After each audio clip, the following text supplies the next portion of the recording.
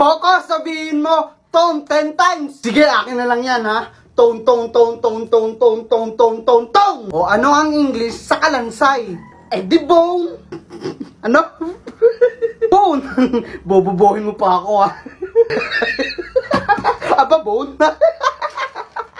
Ay, kalansay pala, skeleton. Peko, sabihin mo, alak o jowa 10 times. Alak o jowa? Oo, alak o jowa. Okay, okay. Alak o jowa, alak o jowa, alak o jowa, alak o jowa, alak. Wala daw jowa. Epal. Kayo, iyak ngayon, laban ulit mamaya.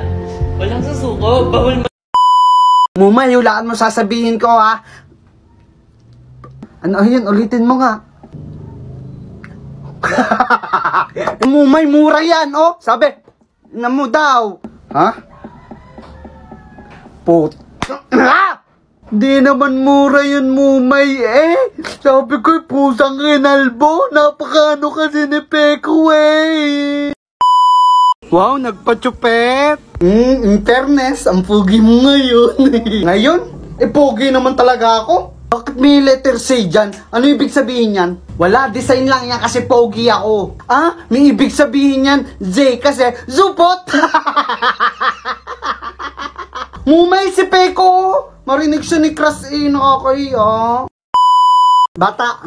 Peko, be matured enough. Di ka na bata. Kaya sama mo na lang ako sa pagtanda. Tayo na lang dalawa. Tayo na lang magsama. Tayo na lang dalawa. Tumigil ka, self-love ako. Legit ba? Ano pakiramdam na nagse-self-love at minamahal kita at the same time?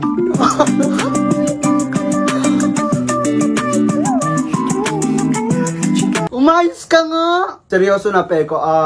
If makakausap mo yung future mo, ano pag-uusapan natin?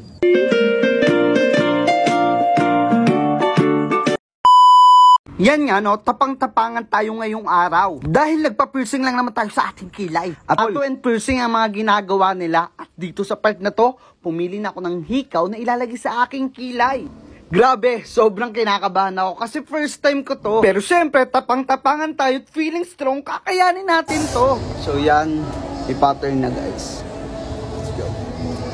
At dito nga, sinimulan na ni Kuya butasan ng aking kilay. Siyempre, kalmado tayo dyan. Feeling strong tayo eh. Ewan ko nga ba dito kay Punch? Actually, napadahan lang talaga ako dito at bigla ko lang napagdesisyonan magpahikaw. And makikita nyo pala dito sa video na to, ganun lang kabilis yan. Guys, hindi siya masakit. Di kayo makakita ng reaction sa mukha ko. Kumbaga, literal na walang hapde. Mas masakit pang iwanan ka ng jowa mo eh, Eme.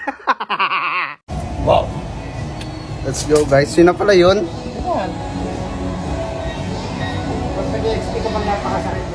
Hindi na. Kala ko napakasakit. Yun lang guys. Ganun lang kadali. At di siya masakit. At kung napapanood mo na to, ito yung sign na para mapapiercing ka. Wow, astig ha. May hikaw sa kilay. Siyempre, atapang atawa ko eh. Atapang atawa talaga. Bakit natatawa ka? Wala, atapang atawa ka talaga. Pero magpatuloy, di mo magawa. Mumaya si Peko! Mama! Koloy, tigilan mo ako, kagabi ka pa.